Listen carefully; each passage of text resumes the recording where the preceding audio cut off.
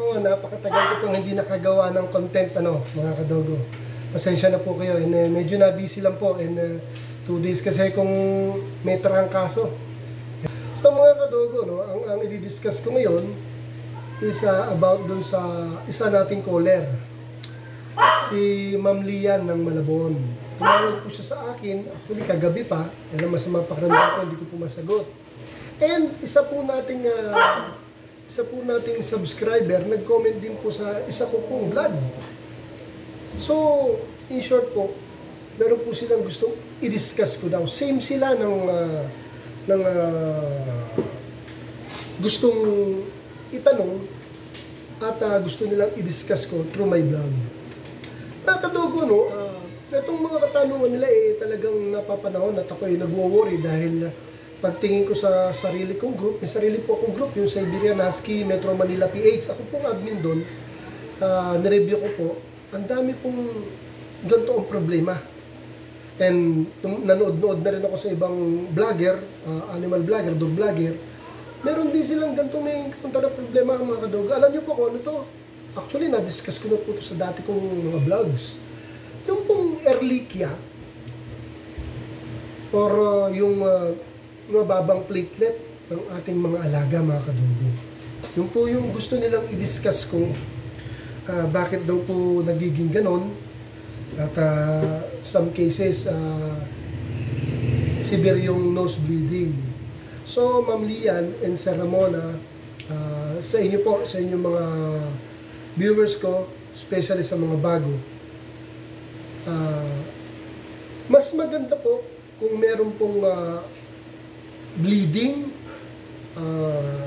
kasi medyo delikado po ang Ehrlichia. Kaya mas maganda po i-vet po natin ang pet natin. I-save po natin siya. Mas kailangan ng attention ng professional po. Pero po, ito po, i-content ko po, para po to sa mga talagang no choice dahil hindi naman po lahat may kaya para ipabet ang mga alaga natin. Again po, disclaimer yung pong mga malalang sakit is considered na malala na po ito Ehrlichia. Dapat po ito binibet. Ginagawan po natin ng paraan po.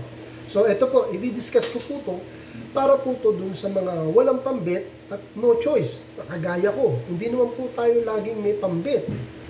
Sino po ba ang ayaw i-vet ang mga alaga nating may sakit? Kasi kung dog lover po tayo, hindi po natin kaya silang titigan ng ganun-ganun lang. Talagang gusto natin ipa-doktor. Kaya lang meron po talagang cases na tayo'y kinakapos, tapos natataon pa sa may sakit ang aso. Kaya ito po, papayuan ko po kayo kung ano po ang dapat gawin. First aid at dapat gawin pag nag-nosebleed po or severe po yung pag-nosebleed ng alaga natin. Yan pong nosebleeding mga kadogo, kadalasan pong cause niyan, unang-una yung severe heat po ng kapaligiran. Pag lagi-lagi pong ganun, for sure na may problema na po yan. Una, maari pong cause ng mosquito, dengue po. Pangalawa po, yung common cause po niya, yung mga sagarapata po. Yung excessive na ginagarapata ang alaga natin. Nagkakaroon po ng loss of blood. Kaya nagkakaroon sila ng mababang platelet. Can you imagine, yung mga tambol-jack na garapata, lalaki na, ang dami niyan. Ilang sisi po ang nawawala sa katawan ng alaga natin. Kaya delikado po ang Ehrlichia or yung mababang platelet ng alaga natin. Makikita naman po natin yan, yung gum nila, maputla na. Yung maputi or maputla, alam naman po natin yun, di ba? Ang kadalasan kasing normal color yung bubble gum pink or pinkish po dapat. Or mas maaari nga parang mapula-pula na dark ang gilagid. Pero pag mga puti na po or namumutla, medyo hindi po talaga maganda yun. Okay? Again po yung pong mga ganitong sakit, dapat po talaga to kailangan po natin ng professional po. I-vet po natin. So mga kadogo, again, kung wala talaga tayong pambit, kailangan po natin syempre sa dog lover and owner, gawan po ng paraan. paano po maiibsan yung sakit ng ating alaga. Ako po ipapayo ko po sa inyo to dahil sa mga previous vlog ko napanood niyo yung dalawang dam ko, especially si Cotton, severe po mag-nosebleed yan last year. Hanggang sa may nagpayo rin po sa akin, nagawin ko yun. And aside na binet ko po siya, sinunod ko po yung payo ng ating co-breeder, nagawin ko rin yun. Kasi napakaganda po pala nung itong sasabihin ko sa inyo. Yung po ay yung pagpapainom ng syrup ng pure papaya. Yung kinatasan natin yung papaya leaves, yung leaf niya. Kung wala po tayo nakikitang papaya sa kapiligiran natin, dahil hindi naman po ganun dito ngayon, dahil almost wala na nga nagtatanim. So kung wala po talaga kayong makita, try nyo pong i-search sa Lazada and Shopee. Hindi ko po sila pinopromote, pero meron po doon. Search nyo po papaya leaf or papaya leaves. 10 piso lang po ang isa. 1 or 2 leaves lang dikdikin nyo yun, gupit-gupitin nyo maliit, dikdikin nyo, katasan nyo po. Yung katas pong yun po yung direkta nyo pong i-inject through syringe sa lalamunan po nila or sa bibig nila. Or pwede rin pong pakuluan. Ako kasi ayoko po yung pinakukuluan. Gusto ko yung dinidikdik, kinakatasan ko po ng puro papainom ko sa kanila through syringe. Kasi pag may sakit na ganyan, hindi pa huyang mahilig kumain. Wala pang gana yan. Pero pag gumaling na, kahit ihalo na po natin yung papaya syrup or yung liquid na katas ng papaya sa pagkain kinakain na, pag magaling na po siya. Kaya hanggat po simula pa lang, wala pong gana yan, taon po natin ng syringe.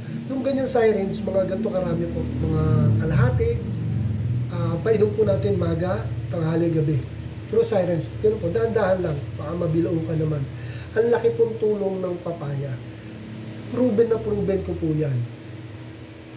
Napakagaling po yan. At mas maganda po talaga kung maibit natin at bibigyan siyang gamot. Ako kasi ang ginawa ko, binet ko po siya dahil hindi po siya basta-basta yan at meron po tayong kaibigan bet, yung kabats ko. Si Doktora, shoutout Doktora, thank you ulit. So, bukod doon sa mga gamot niya, inaalalayan ko po ng papaya syrup na gawa ko. Yung kinatasan. Kasi sabi naman ng bet ko, okay na okay po yun. Kasi yung mga gamot pong pinainom niya sa akin, meron din pong papaya extract na content. Kaya mas maganda po, alalayan po ng papaya. 2 days, 1 day po, kinabukasan, hindi na nag-nosebleed, basta maayos po natin binigyan ng papaya na syrup na yun. Ang galing po talaga nun. Hindi ko po endorse kung masisira po ang pangalan ko sa inyo. Ang galing po. Again po mas maganda po i-bet. Kung wala pong pang-bet, sundin niyo po to. Dahil kailangan po gamutin din natin at hindi natin sila pabayaan.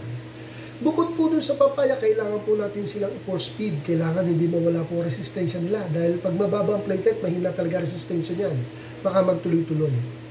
Hindi naman po 100% na tataas po ang blood ng dugo ng dog natin kung puro papaya extract lang ang papainom natin.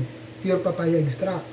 Kaya kailangan pakainin po i-force feed. Kailangan talaga ng tender loving care from dog owner. Kasi kung hindi natin pakakainin at puro gamot, hindi naman po ganun na 100% nagagaling. Kailangan din po natin i-force feed ang ating alagang aso habang ginagamot po natin. Okay?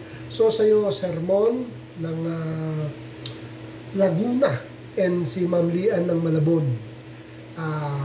Again po, sana may natutunan po kayo and sundin niyo po ito. And nauunawaan ko naman po kayo kasi lahat po tayo dito pinagdadaanan niya na hindi naman po lagi tayo may pera. Ang mahalaga po, inuuna po natin at iniisip po natin kung paano natin sila alagaan at pagalingin. Ito po yun. Bigyan po natin ng papaya syrup from papaya leaf extract. I-extract po natin yung kakatasan. Yung po direkta nyo pong painom. Magaling po yung promise. So, dito na lang po muna ulit. Pasensya na po, ngayon lang po ulit tayo nag-vlog ng ganito. And thank you po sa mga nagtatanong. At ako'y willing talagang sumagot sa mga katanungan ninyo. At if possible, ito, ibablog po natin yung mga ganong kaso. Kasi para ma-distribute natin yung kaalaman kung ano ang dapat gawin. Okay po? So, dito na lang po muna ulit mga kadogo. Thank you po sa mga subscriber ko and viewers. Thank you po sa inyo lahat. Have a nice day po and God bless. Thank you for watching.